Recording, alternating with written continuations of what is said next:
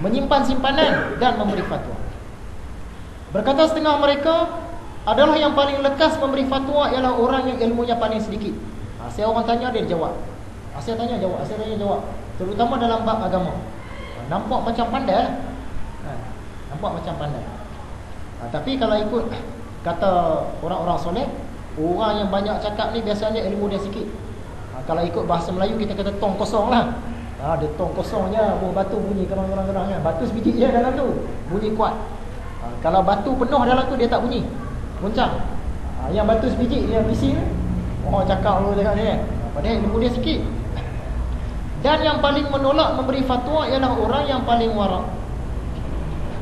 Adalah para sahabat Nabi dan tabi'in, sibuk dalam 5 perkara. Ini sahabat-sahabat Nabi, generasi selepas sahabat Nabi, mereka ni sibuk dalam 5 perkara. Yang pertama baca Quran, yang kedua meramaikan masjid, yang ketiga berzikir kepada Allah Ta'ala, yang keempat beramal ma'ruf, yang kelima bernahi mungkar. Yang inilah kerja para sahabat. Jadi kita, adakah kita buat? Yang pertama membaca Quran. Memanglah kita ni meninggikan Al-Quran. Saya teringat satu kuliah Ustaz Akhil Hai. Dia kata kita ni memang meninggikan Al-Quran. Kita buat seruan, tinggikanlah Al-Quran. Maksud dia rajin baca lah. Kita di rumah memang kita meninggikan Al-Quran, dia kata. Tapi kita tinggikan di atas almari. Tinggi di atas almari tu, di situ lah dia. Tak ambil-ambil dah sampai berapa. Bila orang mai ke rumah kita, ada Quran tak? Ada. Pula tu dia berapa kan, jenuh nak cuci. Memang kita tinggikan Quran, tapi kita tinggikan simpan duit. Bukannya kita baca. Dia tinggikan tu maksud dia kita baca lah, belajar, bukannya simpan. Meramaikan masjid, berzikir kepada Allah Ta'ala, beramal ma'ruf. Amal ma'ruf ni ajak orang buat baik. Nahi mungkar, kalau ada benda-benda yang salah, dia larang. Amal ma'ruf, nahi mungkar. Yang demikian itu adalah kerana mereka mendengar dari sabda Nabi, setiap perkataan anak Adam adalah memberatkan atas dirinya, tidak menguntungkan kepadanya selain 3. Yang kita duk cakap ni berat, kita nak tanggung esok ni. Tapi ada 3 benda yang bagus. 1, amar ma'ruf, ajak orang buat baik. Yang kedua, nahi mungkar, larang benda-benda yang salah. Dan yang ketiga, berzikir kepada Allah Ta'ala. Inilah 3 perkataan yang baik.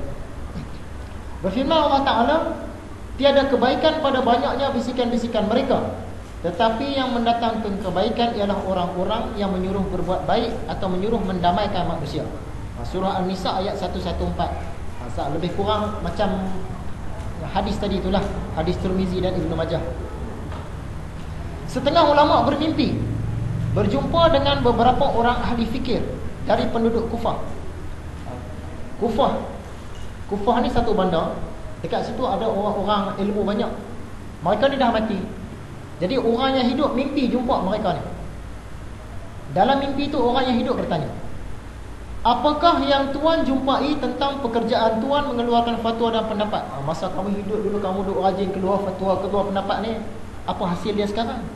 Maka berubahlah warna muka orang yang dimimpikan. Orang yang mati tu berubah muka dia dan berpaling, tengok arah lain, seraya mengatakan, tak adalah kami memperoleh sesuatu daripadanya dan tidaklah kami memujikan akibatnya. Tak dapat apa-apa pun. Orang yang banyak cakap tadi ni. Asyik orang tanya jawab. Nampak macam orang hebat. Apa ya, macam tong kosong. Cerita tentang mimpi.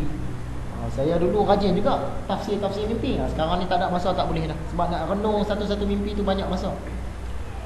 Nak bagi tahu mimpi apa yang paling popular dekat laman saya tu, sekarang ni ada 170 soalan. Bila nak jawab tak tahu.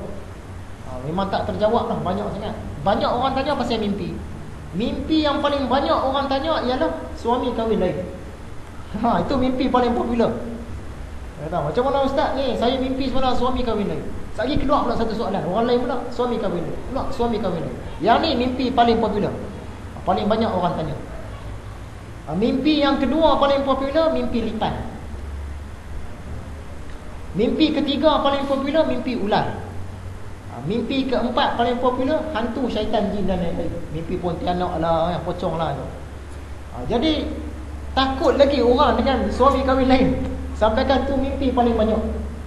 Setakat soalan-soalan saya terima yang tu. Mimpi suami kahwin lain paling banyak. Lepas tu lipan, lepas tu ular, lepas tu baru jin syaitan. Maksudnya kalau letak 4 pintu lah, masuk pintu pertama ni suami kahwin lain. Kalau kamu masuk pintu kedua, jumpa lipan banyak. Masuk pintu ketiga, jumpa dengan ular banyak.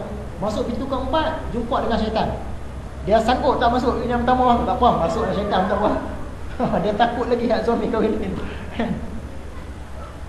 Jadi secara umumnya, saya bagi tafsirnya secara umum. Sebab mimpi ni, walaupun orang mimpi benda yang sama, kadang-kadang maksud dia lain. Tapi secara umum, biasanya kalau satu orang perempuan dia mimpi suami dia kahwin lain, maksud dia suami dia akan dapat keuntungan.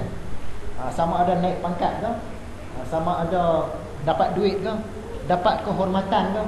Biasanya yang tu. Biasanya, tapi ada maksud-maksud yang lain. Yang suami kahwin betul pun ada juga. Biasanya. Mimpi lipan ni biasanya ada satu orang dia tak suka dengan kita, kalau boleh nak penjatuh kita. Dan orang tu perempuan. Biasanya macam tu. Mimpi lipan, jumpa lipan bawah kapet ke, lipan di kepala ke, lipan. Biasanya. Mimpi ular yang ni berkait dengan sihir ataupun saka. Orang nak kenalkan kita ke, jin jatuh cinta dengan kita ke, ataupun memang keturunan kita memang ada jin lah. Mimpi ular biasa yang tu. Mimpi hantu jin syaitan ni, tu biasalah. Itu maksudnya. Jadi bila orang tanya pasal mimpi, banyak saya jawab tak tahu. Tak tahu. Di sebelah Arab sekarang ni ada siaran radio khusus untuk tafsir mimpi. Cukup popular. Sampai kan ulama-ulama bantah. Sebab orang yang tafsir mimpi ni, orang tanya apa semua dia jawab. Seolah-olah dia tahu semua maksud mimpi. Sebenarnya dia tak tahu. Dia mungkin tahu 1-2, tapi dah masuk siaran radio, dia terpaksa jawab. Ulama kata tak boleh macam ni. Macam adab-adab tadi lah. Orang tanya 100 mimpi, takkan dia boleh jawab 100 kan? Imam Ibn Sirin pun kadang-kadang orang tanya 40 mimpi, dia jawab 1 je. Dia tu ulama Islam yang mahir bab tafsir mimpi. Dia pun jawab macam tu. Ni dalam radio dia boleh jawab semua. Tu ulama petikai lah. Sekarang ni di Arab tu popular rancangan. Pada hadis tersebut, hadis riwayat Ibnu Majah, tapi hadis ini sanad dia dhaif. Kata Nabi Muhammad, apabila kamu melihat orang bersifat pendiam dan zuhud, maka dekatilah ia. Sesungguhnya orang itu akan mengajarkan ilmu hikmah. Ini biasanya. Biasanya kalau nampak satu orang tu dia jenis tak banyak cakap, dan dia pun kita nampak beragama, eloklah kita berkawan dengan dia, sebab dia akan ajarkan hikmah-hikmah. Kebijaksanaan. Dia nasihat kat kita tu kadang-kadang sikit je, tapi berkesan kat kita. Kan orang tua-tua kan, dia nasihat sikit je. Yang kita ni nasihat panjang menjela hadis Quran semua orang tak mau ikut. Orang tua-tua ni dia nasihat sikit je, terus berkesan. Tu hikmah. Biasanya orang yang bijak-bijak ni dia senyap. Biasa. Ada juga yang bising. Biasanya.